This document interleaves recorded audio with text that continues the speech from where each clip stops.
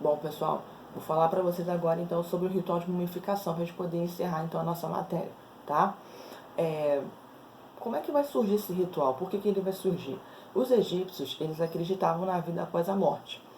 E por conta disso, é que essas técnicas vão se desenvolver para chegar a esse processo de mumificação. Ah, professora, então mumificação tem a ver com múmias? É daí que elas surgiram? É isso aí, tá? É daí que elas vão surgir. Então, vou explicar para vocês como é que seria, por exemplo, o ritual de mumificação com um faraó, por exemplo, tá? Então, depois que esse faraó morria, até lembrar um pouquinho da questão das pirâmides. Né? O que eram as pirâmides? Era como se fossem os túmulos dos faraós, né? Que lá você encontra, né, as que ainda se tem, você encontra, né, escrito nas paredes, desenhado nessas paredes, toda a vida desse faraó. Né? Desde que ele foi escolhido para ser faraó, enfim, tem toda uma grandiosidade da vida dele. E ali, dentro da pirâmide, que ele era colocado dentro do sarcófago, né, o seu túmulo, digamos assim, e ali ele viveria pela eternidade, tá? Isso aí é a crença deles, né, gente? A religiosidade dos antigos egípcios. Então vamos lá. Como é que começava então o ritual de mumificação? Então, depois que o faraó morria, estou dando exemplo com o faraó, tá? Então, guardavam os pertences dele dentro, também as riquezas dele dentro da pirâmide, dentro lá, ali mesmo da sua tumba, do sarcófago, os seus objetos pessoais, enfim, tá? Porque eles pensavam que do outro lado da vida eles levariam isso aí com eles, tá bom? Eles usufruiriam disso tudo aí, tá? Só que, na verdade, eles passariam pelo tribunal de Osíris. Lembra que eu falei agora no outro vídeo, Osíris, o grande deus principal, né, que vai ali dar vida ao Egito, que aí depois eu conto pra vocês, né, o mito de Osíris. Então, eles passariam pelo mito de Osíris, perdão, pelo tribunal de Osíris, tá? Para saber se eles realmente seriam dignos, aptos a terem todo esse processo. Então, como é que funcionava isso? O coração da pessoa era retirado, isso lá dentro do tribunal de Osíris, tá? O coração da pessoa, quando morria, era retirado e colocado em uma balança. Quem fazia isso? Osíris, tá? E colocava o coração dessa pessoa em uma balança, tá bom? A gente utiliza a balança para quê? Para medir o peso das coisas, né? Sabe se está leve, se está pesado, se tá mais ou menos, as coisas, as pessoas, enfim, né? E aí, esse coração dessa pessoa, que era aquela balança, né, que tem dois pratinhos, né? De um lado ficava o coração e do outro lado ficava uma pena. Esse coração da pessoa tinha que ser mais leve do que uma pena. Então o que acontecia? Quando colocava, a pena tinha que descer, porque ela sendo mais pesada, ela ia descer. E o coração ficaria ali leve.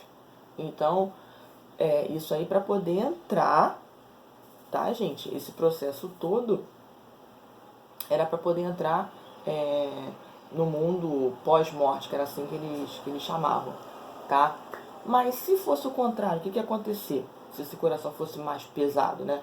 Fosse o contrário. O que ia acontecer? O coração, então, ele seria devorado por um monstro formado por três animais, que eram um leão, um crocodilo e um hipopótamo.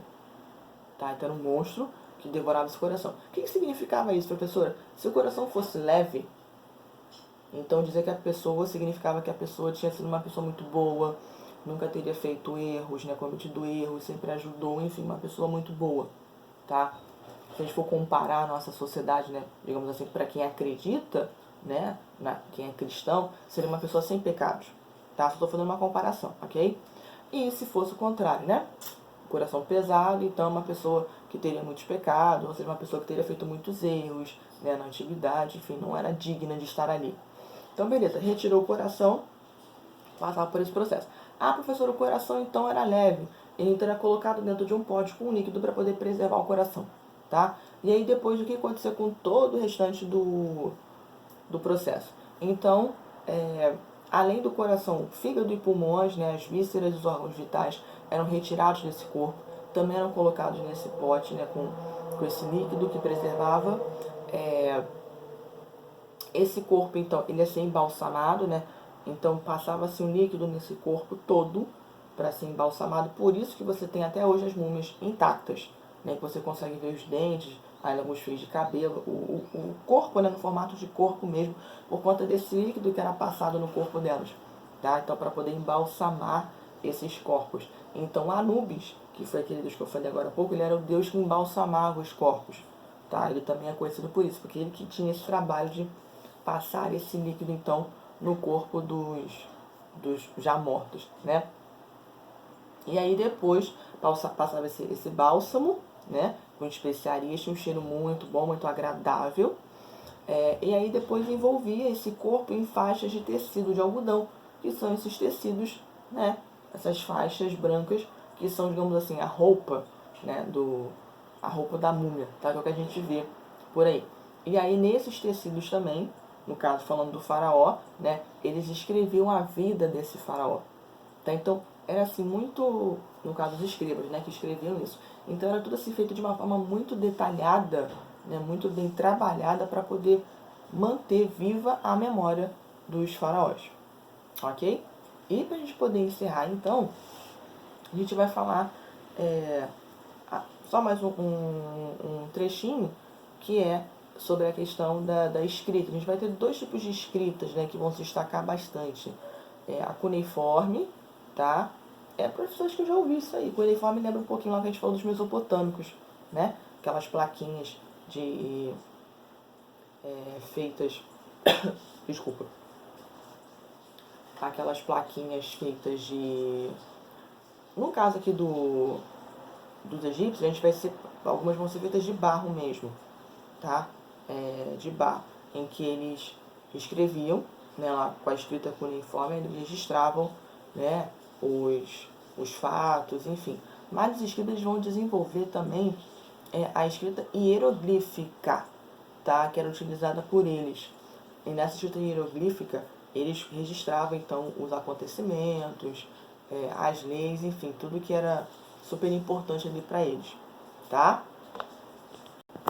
E também uma outra coisa muito bacana é a questão assim, da arquitetura egípcia, né, que é uma cultura, uma questão cultural que ficou. As pirâmides são grandes obras, grandes monumentos arquitetônicos, e como eu falei para vocês, estão intactos até hoje, né, na maior parte, né, possível, e que não tem, né, nessas construções, você não tem esse conhecimento, não, é uma construção muito antiga, mas que tem um desenvolvimento, um capricho muito maior do que até mesmo, né, de outras construções, tá bom? Então a gente encerra por aqui. Prometo que eu vou fazer um videozinho falando sobre a questão da religiosidade, porque é muita coisa para poder falar, senão ficaria muito comprido aqui, tá bom? Então qualquer coisa, só mandar, né, a sua dúvida. Se você gostou, dá o seu likezinho aí, curte aí, se inscreve no canal, tá bom? Então, ó, um beijo, se cuidem, continuem lavando as mãos e fiquem em casa, tá bom? Tchau, tchau.